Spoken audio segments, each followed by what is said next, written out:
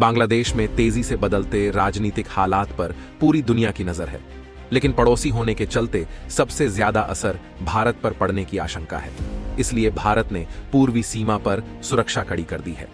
Nobel पुरस्कार विजेता मोहम्मद यूनुस के नेतृत्व में बनी अंतरिम सरकार के सामने फिलहाल सबसे बड़ी चुनौती शांति और स्थिरता बहाल करने की है।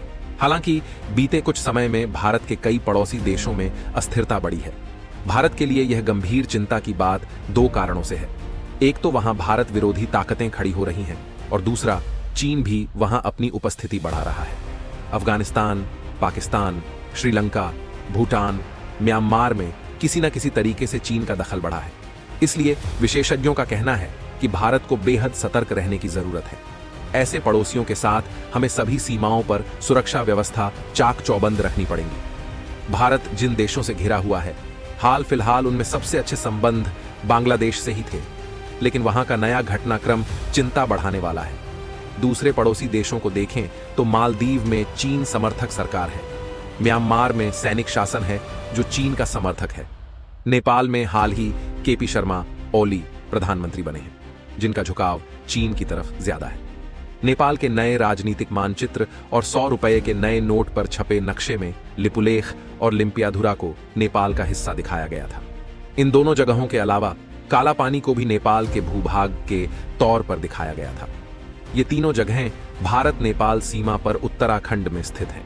इसके अलावा श्रीलंका का हम्बनटोटा पोर्ट चीन के नियंत्रण में है। वह भूटान में भी अपनी पकड़ बनाने के प्रयास में लगा है।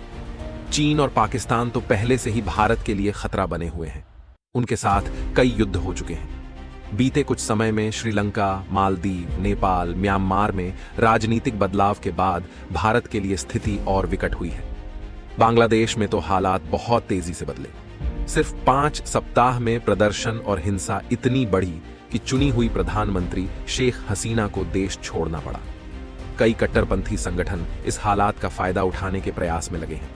इसका प्रमाण अल्पसंख्यक हिंदुओं के खिलाफ हिंसा से मिलता है। Retired lieutenant general Mohan Bhandari कहते हैं, बांग्लादेश में पैदा हुई राजनीतिक अस्थिरता के चलते भारत के सुरक्षा समीकरण डगमगा गए। वहां जो हालात बने वे सिर्फ छात्रों के आंदोलन से पैदा नहीं हो सकते थे। इसके पीछे कई विदेशी ताकतों का हाथ है। इस पूरे उथल पुथल में पाकिस्तान के दूतावास में मौजूद सैन्य अधिकारियों का हाथ होने से इनकार नहीं किया जा सकता है। वहीं शेख हसीना की सरकार की नीतियों से अमेरिका भी खुश नहीं था। इस मुद्दे पर आपको क्या लगता है?